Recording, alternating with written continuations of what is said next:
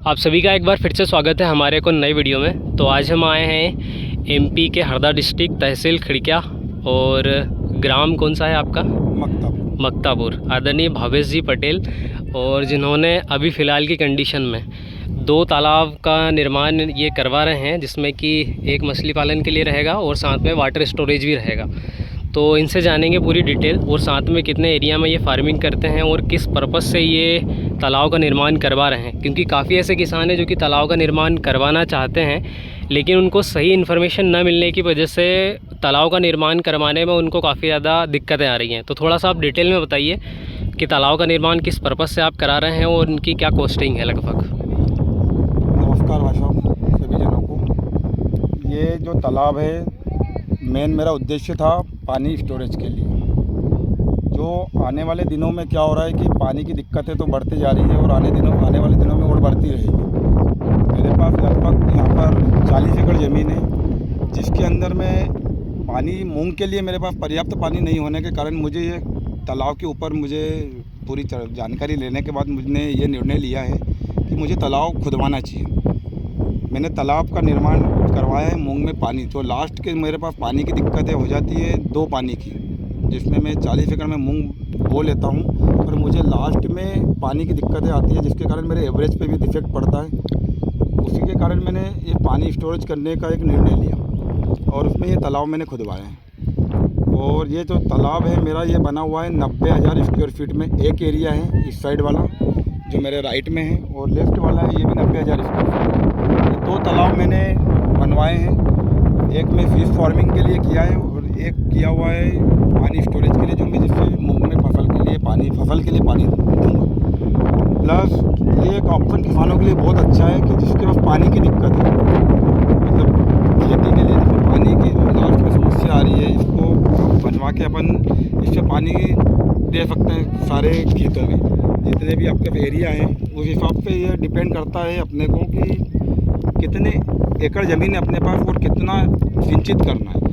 उसके हिसाब से ये एरिया छोटा बड़ा आप करवा सकते हैं। अच्छा, ये लगभग आपका जो एक तालाब है ये लगभग 90,000 स्क्वायर फीट है। जी हाँ। तो इससे आप एक बार में कितनी ज़मीन सिंचित कर सकते हैं? 90,000 स्क्वायर फीट जो बना है, इससे मैंने जो कैलकुलेशन सारा निकाला है जी। इससे मैं एक बार में मतलब मान के चलो कि 120 एकड़ ज़मीन को मैं पानी पिला सकता हूँ, मतलब पलेवा कर सकता हूँ जी। उसमें ये खाली हो जाएगा 120 एकड़ ज़मीन। यदि अपन इसको कन्वर्ट करूँ गेहूँ के लिए, तो मैं गेहूँ में 3 पानी इससे मैं दे सकता हूँ 40 एकड़ में। 40 एकड़ के समथिंग। और भी मेरे पास में जो लेवल बचेगा पानी का, वो लगभग 6 से 7 फीट पानी का लेवल इसमें बचा रहेगा। 7 फीट पानी फिर भी तालाब के अंदर स्टोरेज स्टोरेज रहेगा, में बच जाएगा। अच्छा। और उसके साथ में देखा जाए अगर जैसे आपने ये जो कोटिंग वगैरह अलग से करवा रहे हैं, आप मल्चिंग करवा रहे हैं, तो इसका जो टेंडर है, मतलब जो तालाब निर्माण करवा रही है कंपनी, उसी का है या फिर ये सारी चीज़ें अपने को अलग से करवाना पड़ता है?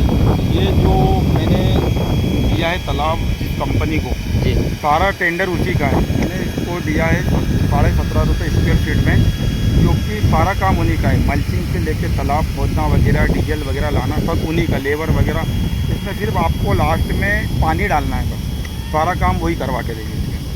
अच्छा, तो कंपनी सारा एग्रीमेंट करने के बाद फिर काम स्टार्ट करती है? सारा पूरा एग्रीमेंट होने के बाद में और वो काम चालू करते हैं, और उसी के बाद में वो सारा कंप्लीट करके अपने को इसमें कुछ नहीं, जो 1 स्क्वायर फीट में बांधो। और ये जो मैंने आपको रेट बताया है, ये रेट एरिया के हिसाब से, और जो एरिया मतलब मान के चलिए कि जितना स्क्वायर फीट ज़्यादा रहेगा उसमें कॉस्ट कम आएगी, और जितना छोटा रहेगा उसमें कॉस्ट एरिया मतलब 17.5 की जगह वो 18 रुपये भी हो सकता है। अलग अलग एरिया के हिसाब से भी कॉस्ट ऊपर नीचे होती रहेगी। अच्छा, कंपनी को जितना पास दूर पड़ता है उस हिसाब से दूसरी चीज़ें के साथ में, जैसे बाई चांस आपका एरिया जैसे आपने अभी 90,000 लिया है, अगर कोई 1000 स्क्वायर फीट में करवा रहा है तो उसकी जो कास्ट है थोड़ी सी ज़्यादा महंगी आएगी। हाँ, वो महंगी, मतलब जो एरिया कम रहेगा उसमें कॉस्ट महंगी हो जाएगी उन लोगों को। अच्छा, इसमें ऐसा कुछ कि कंपनी काम स्टार्ट करने से पहले कुछ पेमेंट पहले लेती हो, या फिर पेमेंट का कैसा क्या है, मतलब सबसे बड़ा शेड्यूल वही है? हाँ, पेमेंट का मेन ये है कि पेमेंट का ये है इसमें कि जिस समय कंपनी आई है वो एडवांस में जो भी अपना रहता है 5,000 रुपये मैंने जो दिए थे वो 10,000 रुपये दिए उन लोगों को। ठीक। तो उसमें उन लोगों ने काम स्टार्ट कर दिया था। ठीक है। यहाँ आके जब मशीनें चल रही है उसको डीजल अपन ने प्रोवाइड करवाया, मतलब पैसे अपन नहीं दिए डीजल के, आप जहाँ से भी बोलेंगे अपनी व्यवस्था रहती पास से, वहाँ से आप उनको पैसे दो, वो डीजल लेके आ जाएंगे। ठीक है। उसके बाद में 8 दिन के लगभग में उसके बाद आपको मल्चिंग का पेमेंट करना पड़ता है जी। तालाब के कॉस्टिंग के पैसे नहीं रहते, वो मल्चिंग का पैसा जो डलवाना रहता है वो डलवा लेते हैं। उसके बाद में पूरा कंप्लीट होने के बाद जो अमाउंट बचता है वो फिर आप उनको पूरा कंप्लीट होने के बाद पूरा पैसा देना पड़ता है। अच्छा, इसमें जैसे मिट्टी के बारे में अगर बात करें तो आपके यहाँ वर्तमान समय में काफ़ी ये इस प्रकार की जो मुरुम है ये है, तो जिससे बाई चांस अगर किसी किसान के यहाँ इससे भी ज़्यादा अगर हार्ड जैसे मुरुम आ गई, ब्लैक पत्थर आ गया, तो उसके लिए फिर कुछ ये आपको जो डिप दिख रही है इसके अंदर ये लोग ज़मीन से लगभग ये मान के चलिए कि 8.5 फीट जी, 8.5 से 9 फीट जी, ये लगभग ज़मीन से नीचे खुदाई करते हैं जी। और उसका जो मटेरियल निकलता है जी, वो जो आपको ये पूरी पाल दिख रही है जी, इसके ऊपर पूरा वो डालते हैं जी। 8.5 फीट तक यदि खुदाई करेंगे उस समय तक यदि कड़क पत्थर नहीं आता है, मुरुम या मिट्टी चलती है तो कोई दिक्कत नहीं है जी। उसके बाद में यदि आपके यहाँ ब्लैक वाला जो ब्लास्टिंग का पत्थर आ जाता है जी, जो ब्लास्टिंग रहेगी वो जो किसान खुदवा रहा है उसी का रहेगा, वो उनका उसमें नहीं रहता है। ब्लास्टिंग का पैसा जो किसान का रहता है उसी का लगेगा जी। और मेरा भी जो भी है कि सभी किसानों को लगभग अपनी ज़मीन का एरिया पता रहता है, कुआं ट्यूबवेल में कि कितना गहरा गया है कितना नहीं गया, उसमें ब्लास्टिंग का तो पहले ही पता चल जाता है। हाँ, ब्लास्टिंग करवाना चाहिए नहीं करवाना चाहिए वो तो क्या हर एक व्यक्ति के ऊपर है। फिर मतलब ब्लास्टिंग में आएगा तो फिर ये जो अपना तालाब बना है जो कंप्लीट किया है, इनका जो रहता है वो रहता है 8.5 फीट नीचे 18 फीट ऊपर पाल डालते हैं लोग जी। तो कुल मिला के डिफ जो यदि प्रॉपर ही यदि खुदाई चल रही है मशीन से कोई दिक्कत नहीं आती, कड़क पत्थर नहीं आता है, तो हाइट जो डिफ रहेगी ऊपर वो 25 फीट की रहेगी जी। और जो स्लोप लगाएंगे ये लोग जिसको बोलते हैं जो स्लोप में आया है ये एरिया, ये स्लोप वाला ये 45 फीट रहेगा जी। यदि व्यवस्थित खुदाई होती है तो यदि इसके नीचे आपको पत्थर कड़क आ गया या नहीं हो रहा है तो उसमें फिर क्या करते हैं ये लोग, उसमें हाइट का भी क्योंकि मिट्टी नहीं रहती है तो फिर हाइट कम हो जाती है और स्लोप भी कम हो जाता है। अच्छा। तो वो हार्डनेस के कारण फिर वो जो रेट में बात हुई वही रहती है, लेकिन बस इतना ही है कि उसमें जो खुदाई के ऊपर डिपेंड करता है कुल मिला के जितना भी। ये जो ब्लैक मिट्टी आपको दिख रही होगी यहाँ पे जी जी, ये ज़मीन के अंदर लगभग 2 फीट के लगभग ज़मीन के अंदर लगभग रहना चाहिए आपकी ज़मीन में। 2 फीट तो आपको ज़मीन में चलेगी, 2 फीट मिट्टी रहेगी तो ये लोग मिट्टी का अलग से स्टोरेज कर लेते हैं और ये पत्थर वाली ज़मीन के ऊपर ये पिचिंग कर देते हैं। अच्छा, इसकी एक पिच चारों तरफ ऊपर नीचे और चारों तरफ बनाते हैं ताकि जो इनकी मल्चिंग होती है तिरपाल की ये फटे ना और ये ख़राब ना हो। इसके लिए विशेष रूप से मिट्टी का स्टोरेज करते हैं। आपके पास बाई चांस यदि मिट्टी नहीं है तो वो मिट्टी आपको कहीं से भी लाके उनको आपको जो भी जितनी भी लगेगी उनको उतनी मिट्टी आपको अलग से लाके डलवानी पड़ेगी। यदि आपके पास नहीं है तो ज़्यादा पत्थरीली ज़मीन आ गई नहीं है तो आपको वो करवाना पड़ेगा।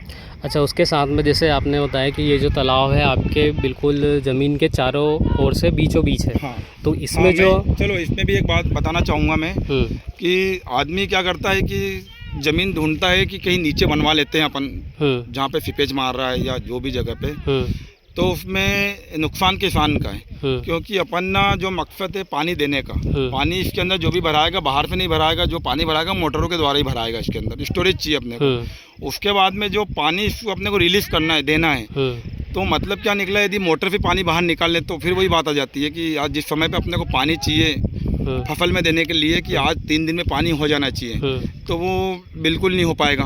तो इसके लिए आप इसको कहीं भी ज़मीन हो तो आप ऊपर वाले एरिया पे बनाएं, टॉप एरिया पे, ताकि वहाँ से आपके साइफन ऑटोमेटिक पानी चलता रहे वहाँ पे, मतलब मोटर से निकालने की, पंप से निकालने की ज़रूरत ना पड़े, ऑटोमेटिक पानी चले। अच्छा, अब इसका ये प्लस पॉइंट है कि सबसे जो ऊंचा एरिया है वहाँ पर आपका तालाब है, जिससे कि यहाँ से आपका जो पानी है पूरे एरिया में ऑटोमेटिक चला जाएगा। आपको कोई ज़रूरत नहीं है कि मोटर चालू, लाइट आ रही है नहीं आ रही है, कोई लेना देना नहीं है।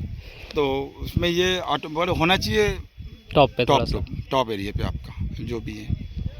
अच्छा, तो जो आपने जानकारी प्रोवाइड कराई है उसके लिए बहुत बहुत धन्यवाद। इसमें अगर कुछ और पॉइंट हो तो थोड़ा सा आप कवर कर सकते हैं, और अगर किसी और किसान भाई को कुछ पूछना है तो आप कमेंट बॉक्स में कमेंट कर सकते हैं, ताकि इनका जो हमारी जो अगली विज़िट रहेगी यहाँ पर, जब पूरा त्रिपाल वगैरह डल जाएगी उसके बाद फिर जब इसमें वाटर स्टोरेज होगा तब हम इसको पूरा और कवर करेंगे, ताकि आपको और नेक्स्ट वीडियो में समझ में आए कि तालाब किस प्रकार से बनता है और बनने के बाद में फिर इसमें किस प्रकार से वाटर स्टोरेज होता है और उस वाटर का किस प्रकार से आप यूज़ करते हैं। और एक क्वेश्चन और मेरा ये है कि जैसे आपने 2 तालाब साइड बाय साइड जी बनवाए हैं, तो इसमें यहाँ पर जो एरिया आपने लिया है जी ये पूरा डबल है, हाँ तो ये किस कारण से आपने यहाँ पर डबल लिया है? क्योंकि अगर तालाब बनता तो साइड बाय साइड जिस प्रकार से आपने इधर लेंथ जो रखी है ये उसी प्रकार की लेंथ आप यहाँ भी रख सकते थे, तो इसका कोई कारण विशेष? ये विशेष कारण इसलिए हम लोगों ने इस लेंथ को चौड़ा रखा है यहाँ पे जी क्योंकि आने वाले दिनों में हमारा अगला जो ये कंप्लीट होने के बाद में जी नेक्स्ट ईयर हम लोग का इस पे पोल्ट्री फार्म का है। अच्छा जो अच्छा, एरिया हम लोगों ने ये लेके रखा है जी तो इसके ऊपर पूरा कंक्रीट से इसको बराबर करके ये जो तालाब के अंदर इसके ऊपर हम लोग को पोल्ट्री फार्म डालना है।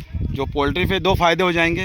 हम लोग का मेन अभी तो जो बना हुआ है जो कि मछली के लिए, फिश फार्मिंग के लिए, जी तो इस पे पोल्ट्री के लिए हम लोगों ने मुर्गियाँ रखेंगे जी और उसके बाद में जो दाना अपन मछलियों को खिला रहे थे उस दाने को मछलियों को डायरेक्ट ना खिलाते हुए पोल्ट्री में डालते हुए मुर्गियों को खिलाते हुए जो उसकी बीट रहेगी वो मछलियाँ खाएगी। मतलब दाना मुर्गी को डालेंगे लेकिन फ़ायदा डबल हो जाएगा। तो इसलिए इस एरिया को हम लोगों ने अभी बचा के रखा है। ये जो हम लोग की ज़मीन जो दिख रही है ये 18 से 20 फीट का एरिया है जी जी। जो हम लोगों ने रखा है। इसके ऊपर हम लोग पोल्ट्री फार्म डालने के लिए रखा है हम लोगों ने। चलिए बहुत कारण बहुत यही रहा हम लोग को इसको रखने। बहुत बहुत धन्यवाद आपका कीमती समय देने के लिए और आपने जो जानकारी प्रोवाइड कराई है। और इस प्रकार की जानकारी क्या है कि हम इसलिए कवर करते हैं ताकि किसानों को फ़ायदा हो, क्योंकि काफ़ी ऐसे किसान हैं जो सोच तो रहे हैं, काफ़ी किसानों के पास ऐसी प्रॉपर्टी भी है, कई ऐसे किसान हैं जिनके पास 100 एकड़ ज़मीन है, पानी उनके पास गेहूं के लिए पर्याप्त है, लेकिन एक मोटर से सिंचाई ज़्यादा से ज़्यादा अगर आप 24 आवर भी अगर मोटर आपकी चलती है तो भी ज़्यादा से ज़्यादा वो कवर करेगा 10 एकड़ 15 एकड़ से ज़्यादा कवर नहीं कर पाता। तो अगर आप इस प्रकार से स्टोरेज कर लेते हो आपका पानी तो आप आपकी जो पूरी खेती है उसको सिंचित कर सकते हैं।